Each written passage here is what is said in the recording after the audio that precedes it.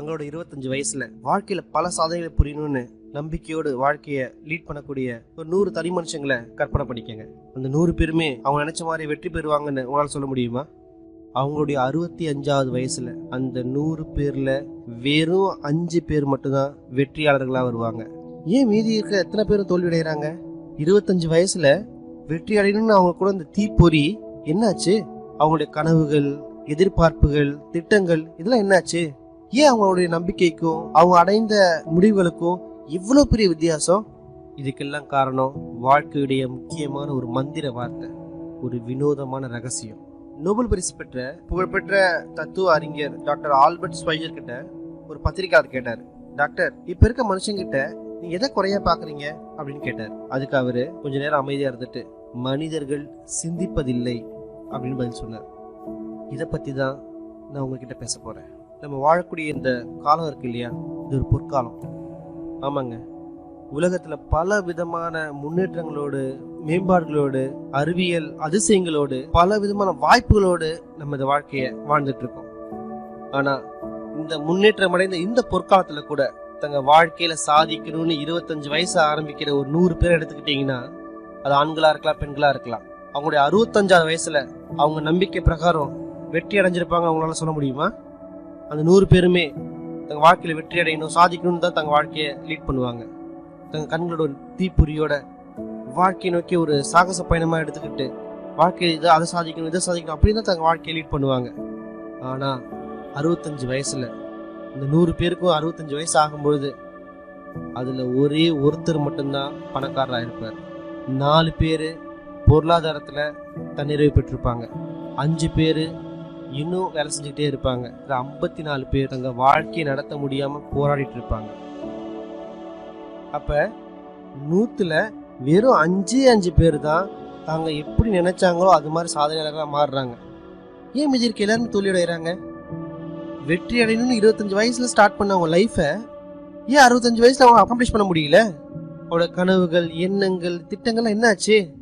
ஏன் அவங்களுடைய எண்ணங்களுக்கும் அவங்க அடைஞ்ச ரிசல்ட்டுக்கும் இவ்வளோ பெரிய வித்தியாசம், இவ்வளோ பெரிய வேறுபாடு? ஏன் அவங்க நினைச்சது அவங்களால சாதிக்க முடியல? இந்த கொஸ்டின்ஸ்க்குலாம் நமக்கு ஆன்சர் தெரியணும்னா முதல்ல வெற்றினா என்னன்னு நமக்கு தெரியணும். வெற்றியை டிஃபைன் பண்ணணும், அதுக்கு ஒரு வரையறை கொடுக்கணும்.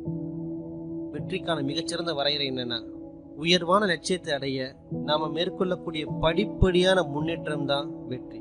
உயர்வான லட்சியத்தை அடைய நாம மேற்கொள்ற படிப்படியான முன்னேற்றம் தான் வெற்றி. ஒரு ஸ்கூல் டீச்சர் பசங்களுக்கு டீச் பண்றதையே அவங்களுடைய வெற்றியா கருதுவாங்க. ஏன்னா அதை தான் அவங்க விரும்புவாங்க. ஒரு தொழில் முனைவோர், ஒரு ஆண்டர்பிரினர் சொந்தமா ஒரு கம்பெனி ஆரம்பிச்சு அதுல சாதிக்கணும்னு நினைப்பாரு, அதுதான் அவருடைய வெற்றி. ஒரு சேல்ஸ் பர்சன், ஒரு விற்பனையாளர் தன் கம்பெனி தான் கிட்ட கொடுக்குற பொருளை எப்படியாவது வித்து காமிக்கணும், அது மூலியமா நான் பல சாதனை புரியணும்னு நினைப்பாரு, அதுதான் அவருடைய வெற்றி. அப்ப வெற்றின்றது நம்மளால முன்கூட்டியே தீர்மானிக்கப்பட்ட ஒரு உயர்வான லட்சியமா இருக்கணும். அதை நம்மளோட ஈடுபாட்டோட அடைய போராடிக்கிட்டே இருக்கணும். ஆனா மனுஷங்கள்ல 20 பேர்ல ஒரே ஒருத்தர் மட்டும் தான் அதை செய்யறாரு. மீதி இருக்க எல்லாருமே தோல்வியாளர்களா தான் இருக்காங்க. ரோலோ மேன்ற ஒரு புகழ்பெற்ற சைக்காட்ரிஸ்ட் ஒரு புக் எழுதினாங்க. அந்த புக்கோட பேரு மேன்ஸ் சர்ச் ஃபார் ஹிம்செல்ஃப், தனக்குத்தானே மனிதன் மேற்கொள்ளும் தேடல் அப்படின்னு அர்த்தம்.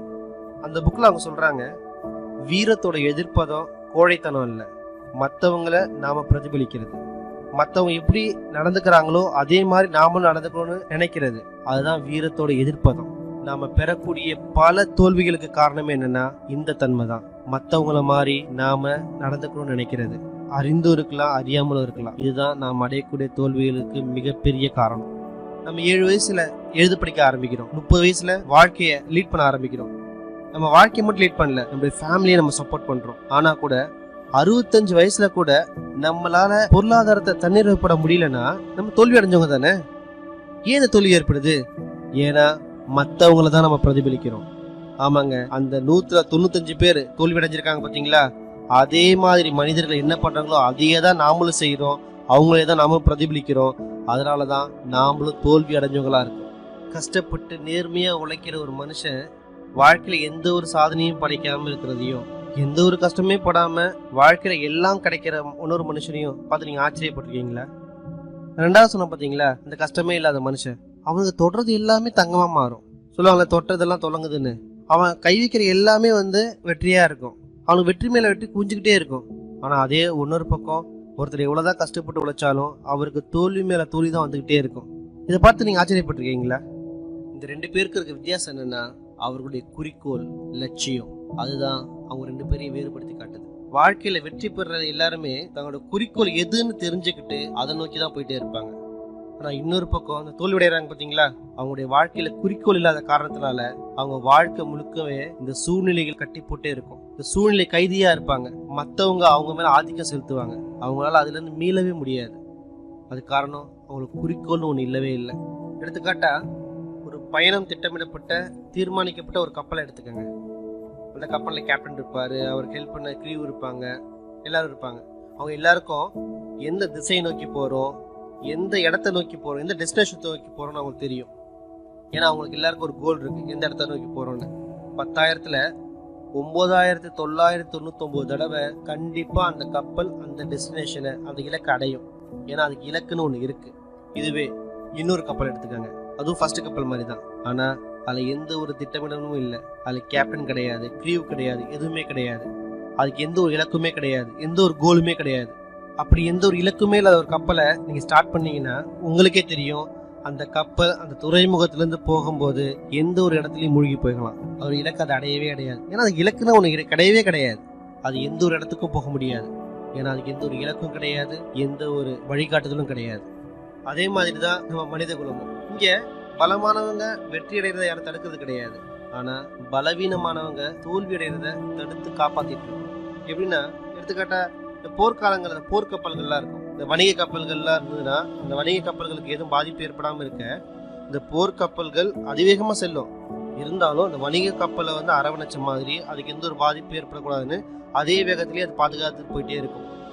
அது மாதிரி தான் நம்ம சமுதாயமும் இருக்கு. வெற்றியாளர்களை உருவாக்குறதை விட்டுட்டு தோல்வி அடைகிறவங்கள தோல்வி அடையாமல் காப்பாற்றிக்கிட்டே இருக்கு. அதனால் என்ன நடக்குதுன்னா, நம்ம வாழ்க்கையை ரொம்ப இலகுவாக கருதுறோம், வாழ்றது ரொம்ப ஈஸியாக கருதுறோம். லைஃப் லீட் பண்ணுறதா இருந்தால் நமக்கு எந்த ஒரு அதிபுத்திசாலித்தனமோ இல்லை பெரிய திறமையும் தேவையில்லை. நம்ம ஃபேமிலியை சப்போர்ட் பண்ணுறதுக்கு, நம்ம சம்பாதிக்கிறதுக்கு மிகப்பெரிய திறமை இருக்கணும் அவசியமே இல்லை. ஏன்னா நமக்கு ஒரு பாதுகாப்பு உணர்வு இருக்குன்னு இந்த சமுதாயம் நம்மளே உணர வச்சிருக்கு. ஆனால் நீங்கள் ஒரு உண்மையான வெற்றியாளராக மாறணும்னா இந்த பாதுகாப்புன்ற மாய தோற்றத்தில் வெளிவந்தால் மட்டும்தான் உங்களால் சாதிக்க முடியும். முன்காலத்தில் வாழ்ந்த அறிவாளிகளாக இருக்கலாம், போதகர்களாக இருக்கலாம், தத்துவ ஞானிகளாக இருக்கலாம், இல்லை இறை தூதர்களாக இருக்கலாம். இவங்க எல்லாருமே ஒருத்தர் இன்னொருத்தர் கருத்துக்கு ஒத்து போக மாட்டாங்க. நிறைய டிஃபரன்ஸ் ஆஃப் ஒப்பீனியன்ஸ் இருக்கும். ஆனா அவங்க எல்லாருமே ஒரே ஒரு கருத்துல ஒத்து போனாங்க. வெற்றிக்கும் தோல்விக்கும் காரணம் இதுதான் அப்படின்னு அவங்க எல்லாருமே ஒரு கருத்தை ஒத்து போனாங்க. அதுதான் எண்ணம் போல் வாழ்க்கை. எண்ணம் போல் வாழ்க்கை. ஆமாங்க, நம்ம எப்படி எண்ணுறோமோ, நம்ம எப்படி சிந்திக்கிறோமோ, அது மாதிரி தாங்க நம்ம வாழ்க்கை அமையும். இதுதான் அந்த மந்திர வார்த்தை. வினோதமான விசித்திரமான வாழ்க்கையோட மிகப்பெரிய ரகசியம். இதை ஏன் நான் வினோதம் சொல்றேன், ஏன் இது ரகசியம் சொல்றேன்? உண்மையில பாத்தீங்கன்னா இது ரகசியமே இல்லை. நமக்கு முன்வாழ்ந்த பல அறிஞர்களும் அறிவாளிகளும் இதை பத்தி எல்லாருக்கும் சொன்னாங்க. மக்கள் இதை பத்தி தெரிஞ்சுக்கிட்டாங்க, புரிஞ்சுக்கிட்டாங்க. ஆனா இருந்தா கூட மக்கள்ல இன்னும் பல பேர் இதை பத்தி தெரியாமலே இருக்காங்க. அதுதான் இதுல வினோதமே.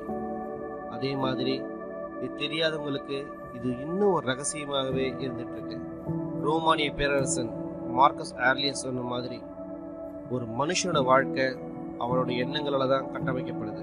பிரிட்டிஷ் முன்னாள் பிரதமர் பெஞ்சமின் டிஸ்ரேலி சொன்ன மாதிரி குறிக்கோளை அடைய போராடக்கூடிய மனிதனுக்கு எல்லாமே வசப்படும். அதை தடுக்கிறது எதுவுமே கிடையாது. அதை அக்காம்ப்ளிஷ் பண்றதுக்காக அவன் உழைச்சிக்கிட்டே இருப்பான். அந்த குறிக்கோளை அவனால கண்டிப்பா அடைய முடியும். அமெரிக்க தத்துவ ஞானி வில்லியம் ஜேம்ஸ் சொன்ன மாதிரி நம்மளோட உயர்வான குறிக்கோள் அடைய நம்ம கடினமா போராடணும். மற்றவங்க அதை முடியாதுன்னு சொன்னா கூட நம்மளுடைய போராட்டம் கண்டிப்பா நம்மளை அதை அடைய வைக்கும். அதுக்கு உங்களை நீங்க நம்பணும், உங்க குறிக்கோளை நம்பணும், உங்களால் அடைய முடியுன்ற நம்பிக்கை உங்களுக்கு இருக்கணும். அந்த விடாமுயற்சியும் நம்பிக்கையும் தான் உங்களை அந்த குறிக்கோளை அடைய வைக்கும். இதோ ஏனோ தானோன்ற வைக்கிற நம்பிக்கை கிடையாது. நம்மளால கண்டிப்பா அடைய முடியும், நம்மளால அச்சீவ் பண்ண முடியும்னு கண்மூடித்தனமா நம்பணும். உங்களால் முடியும் நம்பணும். அந்த நம்பிக்கை தான், அந்த விடாமுயற்சி தான் உங்களை அந்த குறிக்கோளை அடைய வழிநடத்தும். டாக்டர் நார்மன் வின்சென்ட் பேலே சொல்ற மாதிரி, நீங்க எதிர்மறையா சிந்திச்சீங்கன்னா உங்களுக்கு எதிர்மறை விளைவுகள் தான் கிடைக்கும், நெகட்டிவ் ரிசல்ட்ஸ் தான் கிடைக்கும். ஆனா நீங்க பாசிட்டிவா நேர்மறையா சிந்திச்சீங்கன்னா உங்களால பல நேர்மறையான ரிசல்ட்ஸ் அச்சீவ் பண்ண முடியும். ஜார்ஜ் பெர்னார்ட் ஷா சொல்லுவாரு, மனுஷங்க எல்லாமே அவங்களோட சூழ்நிலைகளை தான் குற்றம் கூறிட்டே இருக்காங்க. ஆனா நான் சூழ்நிலைகளை நம்புறவன் கிடையாது. இந்த உலகத்துல வர ஒவ்வொரு மனுஷனும் தனக்கேத்த மாதிரி சூழ்நிலைகளை அமைச்சுப்பான். அப்படி சூழ்நிலை அமையாத போது அது மாதிரியான சூழ்நிலைய உருவாக்குவான். இப்போ உங்களுக்கு புரிஞ்சிருக்கும், வெளிப்படையா தெரிஞ்சிருக்கும். நம்ம என்ன நினைக்கிறோமோ அதே மாதிரி தான் நம் வாழ்க்கை அமையும். திடமான ஒரு உயர்வான லட்சியத்தை அடையிறதுக்கு ஒருத்தன் எண்ணிக்கிட்டே இருந்தானா, சிந்திச்சுக்கிட்டே இருந்தானா, அவனால கண்டிப்பா அதை அடைய முடியும். ஏன்னா அவன் சிந்தனை அந்த குறிக்கோளை பத்தி தான் இருக்கு. அதுதான் அவனுடைய எண்ணம், அதுதான் அவனுடைய வாழ்க்கை. அதுக்கு மாறா எந்த ஒரு குறிக்கோளுமே இல்லாம ஒரு மனுஷன் வாழ்ந்துட்டு இருந்தானா அவனுக்கு என்ன பண்றதுன்னு தெரியாது, ஏன் வாழ்றோன்னே தெரியாது. அவன் வாழ்க்கையும் அவன் சிந்தனைகள் எப்படி இருக்கும்னா பயமும் சந்தேகமும் கவலைகளும் பதற்றமும் நிறைஞ்சதான் இருக்கும். அவன் வாழ்க்கை முழுக்கவே எந்த ஒரு பொருளுமே இல்லாம, எந்த ஒரு மீனிங்குமே இல்லாம பயம் கலந்ததாகவும் பதற்றம் கலந்ததாகவும் ஃப்ரஸ்ட்ரேஷனும் ஒரீசமாவே இருக்கும். ஏன் அவன் வாழ்க்கை ஃபுல்லா வெறுமையா ஒண்ணுமே இல்லாம இருக்குன்னா அவனோட குறிக்கோள் ஒண்ணுமே இல்லாம இருக்கு. அவனோட சிந்தனை தான் அவனோட வாழ்க்கையை அமையுது. நீங்கள் எதை விதைக்கிறீர்களோ அதையே அறுவடை செய்கிறீர்கள். நம்மளோட மனசு ஒரு விவசாய நிலம் மாதிரிங்க. ஒரு விவசாய நிலத்துல அந்த விவசாயி தான் விருப்பப்படி எதை வேணா பயிரிடலாம். அந்த நிலத்துக்கு இதுதான் பயிரிடணும் அதெல்லாம் பயிரிடணும் அந்த நிலம் சொல்லாது. அந்த விவசாயி தான் அதை சூஸ் பண்ணணும். அப்ப என்ன பயிரிட போறாரு அந்த நிலத்துல முடிவெடுக்கக்கூடியது அந்த விவசாயி தான். அதே மாதிரிதான் நம்ம மனசும். நம்ம மனசுல எதை விதைக்க போறோம், என்ன மாதிரியான எண்ணங்களை விதைக்க போறோம்னு நாம தான் முடிவு செய்யணும். நம்ம எதை விதைச்சாலும் நம்ம மனசு ஏத்துக்கும், அது நல்லதோ கெட்டதோ அதை பத்தி அதுக்கு கவலை இல்லை. உதாரணமா ஒரு விவசாயி 2 விதமான பயிர்களை பயிரிட போறாரு. ஒன்னு நெல்மணி, ஒன்னொன்னு விஷச்செடி. 2த்துக்கு விதைய போடுறாரு. 2த்தையும் தண்ணி ஊற்றி நல்லா வளர்க்குறாரு. நெல்மணிக்கு எந்த அளவுக்கு பராமரிக்கிறாரோ அதே மாதிரி இந்த விஷச்செடியோட விதையையும் பராமரிக்கிறாரு. தண்ணி ஊத்துறாரு, நல்லா வளர்க்குறாரு, பேணி காக்குறாரு. என்னங்க நடக்கும்? அந்த நிலத்துல என்ன பயிரிட்டு இருக்குன்றது அந்த நிலத்துக்கு எந்த ஒரு கவலையும் கிடையாது. அது நெல்மணியாகவும் இருக்கலாம், விஷச்செடியாகவும் இருக்கலாம். நெல்மணி எந்த அளவுக்கு விளைச்சலை கொடுக்குதோ அதே மாதிரியான விளைச்சலை அந்த விஷச்செடியும் கொடுக்கும். ஏன்னா அந்த நிலம் இதையும் அதையும் பிரிச்சு பார்க்காது. அப்ப 2 செடியுமே நல்லா வளர்ந்துருக்கும். ஒன்று நெல்மணி நெற்கதிரா வளர்ந்துருக்கும், ஒன்னொன்று விஷச்செடியா வளர்ந்துருக்கும். நீங்க எதை விதைக்கிறீங்களோ அதை தான் அறுவடை செய்வீங்க. வினை விதைத்தவன் வினை அறுப்பான், திணை விதைத்தவன் திணை அறுப்பான். மனுஷோட மனசானது இந்த விவசாய நிலத்தை காட்டிலும் செம்மையானது, செழுமையானது, வினோதமானது, நம்ப முடியாது. ஆனா நம்ம மனசும் இந்த விவசாய நிலம் எப்படி வேலை செய்யுதோ அதே மாதிரிதான் வேலை செய்யும். நம்ம மனசு எதை பத்தி கவலைப்படாது. நம்ம எந்த எண்ணத்தை உள்ள போடுறோன்னு கவலைப்படாது. அது வெற்றியா இருக்கலாம், தோல்வியா இருக்கலாம், ஒரு திடமான உயர்ந்த குறிக்கோளா இருக்கலாம், இல்ல ஒண்ணுமே புரியாத கவலையும் கன்ஃபியூஷனும் மிஸ் அண்டர்ஸ்டாண்டிங்கும் பதற்றமும் எது வேணா இருக்கலாம். ஆனா நம்ம எதை எண்ணமா அதுல விதைக்கிறோமோ அதை தான் அது ரிசல்ட்டா விளைவா நமக்கு அவுட்புட்டா கொடுக்கும். நம்ம கிடைச்ச இந்த உயர்வான மனசு நமக்கு ஈஸியா கிடைச்சதுனால, எந்த ஒரு கஷ்டமும் படாம நம்ம பிறந்ததுல இருந்து கிடைச்சதுனால நம்ம அதை பத்தி கவலைப்படுறதே கிடையாது. நம்ம எதை காசு கொடுத்து வாங்குறோமோ அதுக்கு தான் மதிப்பு கொடுக்குறோம். இலவசமா நமக்கு எது கிடைச்சாலும் அது மதிக்கிறது இல்லை. நம்ம மனசையும் ஒரு இலவசமான பொருள் நம்ம நினைச்சிட்டு இருக்கோம். அதனாலதான் அதுக்கு எந்த ஒரு மதிப்புமே கொடுக்காம நம்ம அதுல எதை விதைக்கிறோன்றத நம்ம எண்ணாமலே இருக்கும். நான் இப்ப சொல்றது உங்களுக்கு முரணா தெரிஞ்சாலும் இதாங்க உண்மை. வாழ்க்கையில நம்ம கிடைக்கிற எல்லாமே எதெல்லாம் இலவசமா கிடைக்குதோ அது எல்லாம் மிக மிக உயர்ந்தது. நம்மளோட மனசாக இருக்கட்டும், நம்மளோட உயிரா இருக்கட்டும், நம்ம உடலாகட்டும், நம்முடைய எண்ணங்களா இருக்கட்டும், எதிர்பார்ப்புகளாகட்டும், கனவுகளாகட்டும், குறிக்கோள்களாகட்டும், அறிவாற்றலாகட்டும், இல்ல நம்ம ஃபேமிலியில நம்ம ஃப்ரெண்ட்ஸ்ல வச்சிருக்க லவ் ஆகட்டும், அன்பாகட்டும், பாசமாகட்டும், இந்த மாதிரியான எல்லாமே பாத்தீங்கன்னா, இந்த விலை மதிக்க முடியாத எல்லாமே பாத்தீங்கன்னா நமக்கு இலவசமா தாங்க கிடைக்குது. ஆனா நம்ம விலை உயர்ந்ததா கருதக்கூடிய எல்லா பொருளுமே நம்ம காசு கொடுத்தா கண்டிப்பா திருப்பி வாங்க முடியுங்க. விலை அதிகமா இருந்தா கூட அதெல்லாம் ரொம்ப ரொம்ப மலிவானது. நம்மளால ஈஸியா ரீப்ளேஸ் பண்ண முடியும். நம்ம கிட்ட இருக்க சொத்து அழிஞ்சிட்டா நம்ம திருப்பி சம்பாதிச்சுக்க முடியும். நம்ம கட்டின வீடு அழிஞ்சிட்டா திரும்ப கட்டிக்க முடியும். நம்ம இதெல்லாம் காசு கொடுத்து வாங்குற எல்லா பொருளுமே திரும்ப அதுக்கு ஒரு விலை இருக்குன்னும் போது அதை கண்டிப்பா உங்களால விலை கொடுத்து வாங்க முடியும். ஆனா விலை மதிக்க முடியாத இலவசமா நம்ம எந்த ஒரு பொருளையும் உங்களால ஈடுகட்டவே முடியாது. நம்ம மனசுக்கு நம்ம என்ன வேலை கொடுக்குறோமோ அதை கண்டிப்பா செஞ்சு முடிக்குங்க. ஆனா நம்ம என்ன தெரியுமா பண்றோம், மிகப்பெரிய ஒரு லட்சியத்தையும் குறிக்கோளையும் நம்ம மனசுக்கு கொடுக்காம எந்த ஒரு முக்கியமே இல்லாத சின்ன சின்ன வேலையெல்லாம் கொடுத்துட்டு இருக்கோங்க. இப்ப சிந்திங்க, உங்க வாழ்க்கையில என்ன வேணும், உங்க குறிக்கோள் என்ன, அதை உங்க மனசுல விதையுங்க. இதுதான் உங்க வாழ்க்கையில நீங்க எடுக்கக்கூடிய மிகப்பெரிய லட்சியமான முடிவு. உங்க குறிக்கோளை உங்க மனசுல உறுதியா விதைங்க. நல்லா படிக்கணும் ஆசைப்படுறீங்களா? நல்ல வேலை கிடைக்கணும் ஆசைப்படுறீங்களா? உங்க வேலையில உயர்ந்த இடத்துக்கு போன ஆசைப்படுறீங்களா? இந்த சமுதாயத்துல மிகப்பெரிய இடத்துக்கு போன ஆசைப்படுறீங்களா? பணக்காரரா ஆசைப்படுறீங்களா? என்னங்க ஆசைப்படுறீங்க? உங்க குறிக்கோள் என்ன? அந்த குறிக்கோளுக்கான விதைய உங்க மனசுல இன்னைக்கே விதைங்க. அதை பாதுகாத்து கொள்ளுங்க. அந்த குறிக்கோளை நினைச்சுக்கிட்டே இருங்க. அந்த குறிக்கோள் அடைய போராடிட்டே இருங்க. கண்டிப்பா ஒரு நாள் உங்களால் அந்த குறிக்கோளை அடைய முடியும். இது வெறும் நம்பிக்கையும் கண்மூடித்தனமான எதிர்பார்ப்பும் கிடையாது. உங்களால அடையக்கூடிய உண்மையான ஒண்ணு. ஏன்னா இதுதான் இயற்கையோட விதி. இயற்கையில பல விதிகள் இருக்கு. For example sir Isaac Newton சொன்ன ஈர்ப்பு விதி மாதிரி, நீங்க ஒரு பில்டிங்ல இருந்து கீழே குதிச்சீங்கன்னா நீங்க கீழே தான் போவீங்க தவிர மேலே போக மாட்டீங்க. ஏன்னா அதான் இயற்கையோட விதி. அதே மாதிரி தான் இயற்கையோட எல்லா விதிகளும் இப்படிதான். அது கட்டாயம் கண்டிப்பா வேலை செய்யும். அது எங்கேயுமே வளைஞ்சு கொடுக்காது. உங்களோட குறிக்கோளை ரிலாக்ஸ்டா பாசிட்டிவா திங்க் பண்ணி பாருங்க. உங்களோட குறிக்கோளை நீங்க அடைஞ்சிட்ட மாதிரி நீங்களே கற்பனை பண்ணிக்கிட்டு உங்க மனப்படத்துல அதை ஓட்டி பாருங்க. அந்த குறிக்கோளை அடைஞ்ச அப்புறம் நீ எப்படி உங்க வாழ்க்கையை லீட் பண்ணுவீங்க, உங்க வாழ்க்கையை எப்படி எடுத்துட்டு போவீங்க, அதே மாதிரி உங்க வாழ்க்கையை வாழ ஆரம்பிங்க. நாம ஒவ்வொருத்தருமே நாம எண்ணக்கூடிய எண்ணங்களுடைய ஒரு கூட்டு தொகையா தான் உருவாக்கப்பட்டிருக்கோம். நம்ம ஒத்துக்கிட்டாலும் இல்ல ஒத்துக்காட்டாலும் நாம இப்ப இருக்க நிலைமைக்கு காரணம் நம்முடைய எண்ணங்கள் தான். நாளைக்கு நம்ம அடைய போற நிலைமைக்கு காரணமும் நம்முடைய எண்ணங்கள் தான். இதுதான் மறுக்க முடியாத உண்மை. நாளைய உங்களுடைய எதிர்காலத்தை ஒரு வசந்த காலமா உங்களுக்கு பிடிச்ச மாதிரி நீங்க நினைச்ச மாதிரி வாழணும்னா அதுக்கு உங்களுடைய எண்ணங்களை நெறிமுறைப்படுத்தணும். உங்க குறிக்கோளை திட்டமிட்டு உங்க குறிக்கோள் அடைய நீங்க போராடணும். ஏன்னா உங்களுடைய எண்ணங்களும் உங்க மனமும் தான் உங்க வாழ்க்கைய வழிநடத்தி கூட்டிட்டு போகுது. நீங்க இந்த எர்த் மூவிங் மிஷின்ஸை பார்த்துருப்பீங்க. இந்த பொக்லைன் ஜேசிபின்னு சொல்லுவோம் இல்லையா, அது மாதிரி எர்த் மூவிங் மிஷின்ஸ் அதை பார்க்கறதுக்கே ரொம்ப பெருசா ஒரு விசித்திரமா வினோதமா ஒரு பெரிய உருவத்துல இருக்கும். ஆனா அவ்வளோ பெரிய மிஷினை இயக்குறது ஒரு சின்ன மனுஷன் தான். அந்த மனுஷன் கையில இருக்கிற கண்ட்ரோலை வச்சுதான் அந்த முழு மிஷினுமே, அந்த எர்த் மூவிங் மிஷினுமே செயல்படும். அவன் என்ன கண்ட்ரோல் கொடுக்குறானோ அதுக்கேற்ற மாதிரி அது செயல்படும். மனிதனோட மனசும் அந்த மிஷின் மாதிரி தாங்க. நம்ம மனசானது பல மடங்கு ஆற்றல் நிறைந்த ஒரு சோர்ஸ். அந்த சோர்ஸை கையாளுற கண்ட்ரோல் பண்ணக்கூடிய இடத்துல தான் நீங்க இருக்கீங்க.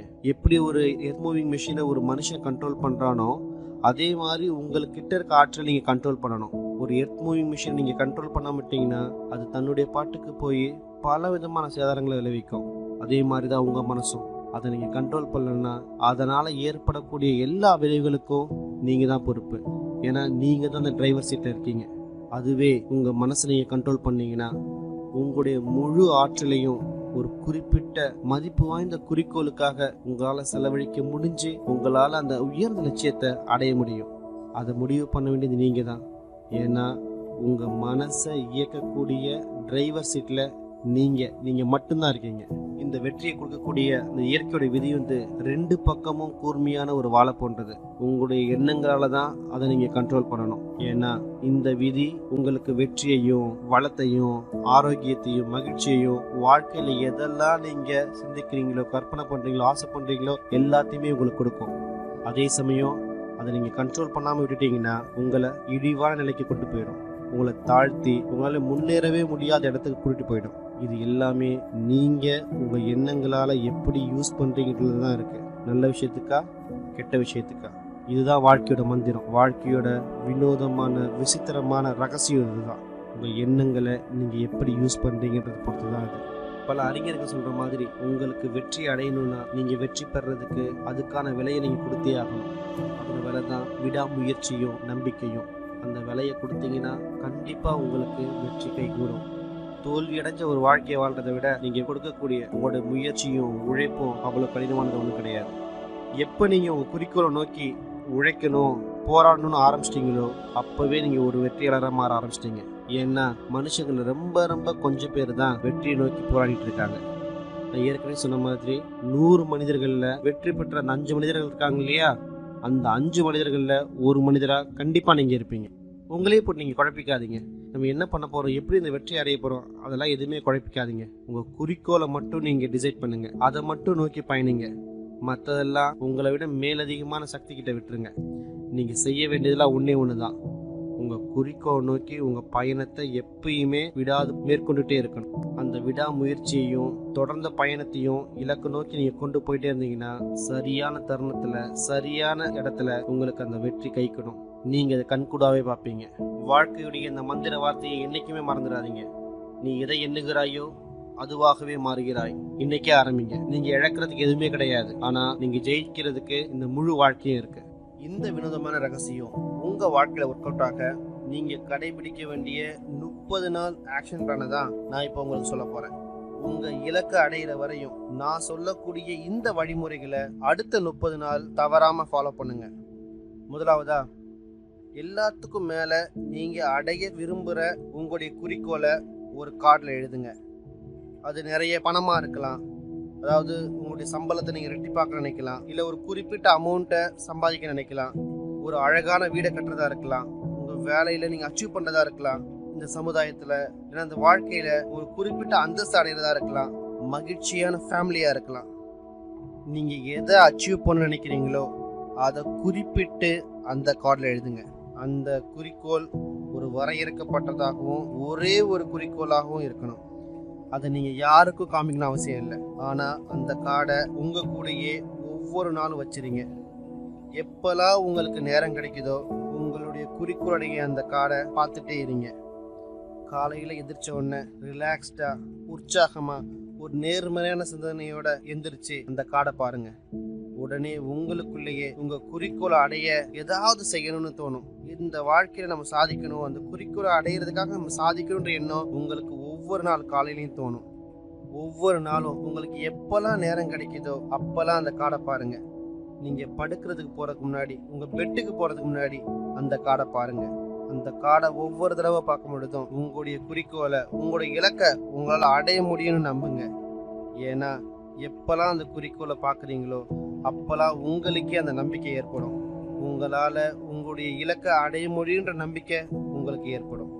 எப்போ உங்கள் குறிக்கோளை நீங்கள் பார்க்குறீங்களோ அப்பத்துலேருந்து அந்த குறிக்கோள் உங்களுடையது, நம்முடையது, நம்மளால் அச்சீவ் பண்ண முடியும் எண்ணம் உங்களுக்கு ஏற்படணும். ஏன்னா எப்போ உங்கள் குறிக்கோள் அந்த கார்டில் எழுத ஆரம்பிச்சிங்களோ அப்பத்துலேருந்தே அந்த குறிக்கோள் உங்களுடையது, உங்களால் கண்டிப்பாக அடையக்கூடிய ஒன்று அது. ரெண்டாவது, பயப்படுறது நிறுத்துங்க. ஏன்னா எப்பெல்லாம் நீங்கள் பயப்படுறீங்களோ, எப்பெல்லாம் உங்கள் மனசில் இந்த நெகட்டிவ் தாட்ஸ் வருதோ அப்பெல்லாம் பாசிட்டிவாக திங்க் பண்ணி உங்கள் உயர்ந்த குறிக்கோளை மட்டும் மனசில் நினச்சி அந்த நெகட்டிவ் தாட்ஸையும் பயத்தையும் ஓட விரட்டுங்க. இந்த பயிற்சி போது பல சமயங்களில் நம்ம இதை விட்டு போயிடலாம், நமக்கு இதெல்லாம் சாத்தியமாகாதுன்னு உங்கள் மனசில் என்ன தோணும். ஏன்னா மனுஷங்களுக்கு நேர்மறையாக சிந்திக்கிறத விட எதிர்மறையாக சிந்திக்கிறது ரொம்ப இலகுவானது. அதனால தான் 100 பேரில் 5 பேர் மட்டும் வெற்றியாளராக இருக்காங்க. நீங்களும் அந்த 5 பேரில் ஒரு வெற்றியாளராக இருக்கணும்னா உங்கள் பயத்தையும் எதிர்மறையானதையும் தூக்கி எறிங்க. டொரோத்தியா பிராண்டே சொல்கிற மாதிரி உங்களால் தோல்வி அடையவே முடியாத அளவுக்கு உங்கள் வெற்றியை நோக்கி செயல்படுங்க. உங்கள் குறிக்கோள் எது வேணா இருக்கலாம். ஒவ்வொரு நாளும் உங்கள் இலக்கையும் குறிக்கோள் நீங்கள் பார்த்துக்கிட்டும் அதுக்கேற்ற மாதிரி நீங்கள் ஒர்க் பண்ணிகிட்டே இருக்கும் பொழுது நிச்சயமாக கூடிய சீக்கிரத்தில் நீங்களே உங்கள் வாழ்க்கையை பார்த்து ஆச்சரியப்படுவீங்க. மூணாவது, நீங்கள் அடையக்கூடிய வெற்றின்றது உங்களுடைய உழைப்புடைய தரத்தையும் அளவையும் பொறுத்து தான் மதிப்பீடு செய்யப்படும். மனுஷங்க பல பேர் சொல்லுவாங்க, உங்கள் ஆசை என்னங்கன்னு கேட்டால் நான் பணம் பண்ணணும்னு சொல்லுவாங்க. இந்த பணம் அச்சடிக்கிறாங்க இல்லையா, அங்கே வேலை பார்க்குறவங்களால தான் பணம் பண்ண முடியும். ஆனால் மீதி எல்லாராலையும் பணத்தை சம்பாதிக்க தான் முடியும். இது தெரியாத நம்ம மக்கள் தான் நம்ம எதுக்காக வாழ்ந்துட்டு இருக்கோன்னே தெரியாம வாழ்க்கையில தோல்விகள் மேல தோல்வி அடைஞ்சு எல்லாமே இலவசமா கிடைக்கும்னு நினைக்கிறாங்க. வெற்றின்றது பணம் பண்றது கிடையாதுங்க. நீங்க அடையக்கூடிய வெற்றியோட வெளிப்பாடு என்னவா இருக்கணும்னா நீங்க சம்பாதிக்கக்கூடிய பணமா இருக்கும். ஏன்னா நாம அடையக்கூடிய வெற்றின்றது நாம போடக்கூடிய உழைப்புக்கு டைரக்ட்லி ப்ரொபோர்ஷனலா இருக்கும், நேர் விகிதத்துல இருக்கும். ஆனா நம்ம மக்கள் எல்லாருமே இந்த விதியை பின்னோக்கி தான் பின்பற்றிட்டு இருக்காங்க. இது எப்படி இருக்குன்னா, உதாரணமா ஒரு மனுஷன் ஒரு அடுப்பு முன்னாடி நின்றுட்டு எனக்கு வெப்பத்தை கொடு, அப்பதான் நான் உனக்கு நான் விறக தருவேன் அப்படின்னு சொல்ற மாதிரி இருக்கு. நம்மள பல ஆண்களும் பெண்களும் இதே மாதிரி மனநிலையோட தான் இருக்கும். நம்ம மட்டும் இல்லைங்க, உலகத்தில் இருக்க பல லட்சக்கணக்கான பேர் இது மாதிரி பின்னோக்கிய சிந்தனையில தான் சிந்திச்சுட்டு இருக்கோம்.